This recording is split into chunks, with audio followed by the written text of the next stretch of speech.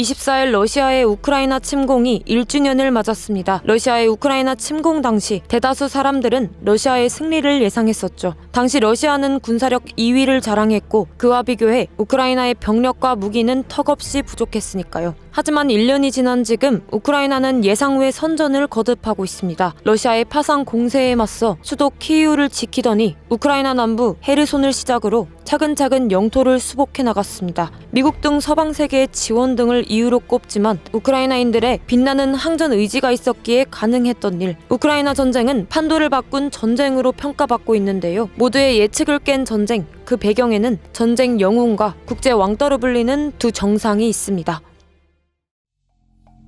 블라디미르 푸틴 러시아 대통령, 볼로디미르 젤렌스키 우크라이나 대통령, 이 둘의 운명은 전쟁 전후로 극명하게 엇갈리고 있습니다. 누가 우리와 싸울 준비가 됐는가? 아무도 보이지 않는다. 체념한 듯한 어조로 러시아에 대한 외로운 항전을 알리던 젤렌스키 대통령, 세계는 코미디언 출신, 최연소 꼬리표를 단 대통령에게 주목하지 않았습니다. 부족한 정치 경험, 인사기용 실패 등으로 집권 2년 만에 국민 여론은 싸늘하게 등을 돌렸습니다. 무자비한 러시아의 공습에 속수무책으로 당해야 했던 2022년 2월 24일 새벽, 그리고 그 다음날 올라온 30초 영상은 우크라이나인뿐만 아니라 전 세계인의 가슴에 확실한 메시지를 던집니다. 서방의 무기 지원에 힘입어 전황을 뒤집은 젤렌스키는 우크라이나는 살아서 움직이고 있다며 국제사회에 끊임없는 자극을 주었죠. Against all odds and doom and gloom scenarios, Ukraine didn't fall. Ukraine is alive and kicking.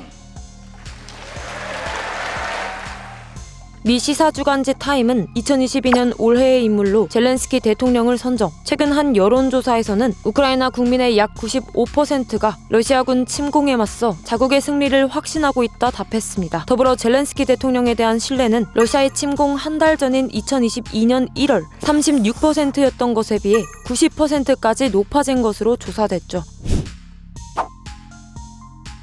현대판 러시아 차르로 불리는 블라디미르 푸틴, 구소련 KGB 정보요원 출신, 2000년 첫 대통령으로 당선된 후 시베리아의 자원을 팔아 경제 기반을 다지고 이후 체첸 공화국에 대한 무자비한 압박, 조지아 침공, 우크라이나 크림반도 합병 등 강한 러시아를 표방해 내부 결집을 이끌었습니다. 2013년부터 2016년까지 4년 연속 포브스 선정 세계에서 가장 영향력 있는 인물 1위를 기록하기도 했습니다. 하지만 푸틴은 현재 그 영향력을 완전히 상실했습니다. 세계 각국의 정상들은 일제히 침략자로 비난, G20 등 국제행사에서 그를 배제했습니다. 미국과 서방 주요국들이 완전히 등을 돌리기 시작하며 러시아를 향한 각 분야의 제재는 점점 수위가 높아졌고 이제는 국제왕따라는 꼬리표가 따라붙었죠. 러시아 내 리더십도 한계에 다다르고 있습니다. 서방의 전방위 경제 제재로 러시아 경제가 2% 이상 역성장하면서 국민의 불만이 높아졌습니다. 특히 지난해 9월 부분 동원령으로 30여만 명이 징집되면서 대규모 반대 시위 속에 민심이 급격히 악화했습니다. 이 무렵 러시아는 여자들의 나라라는 비아냥 섞인 보도도 이어졌습니다.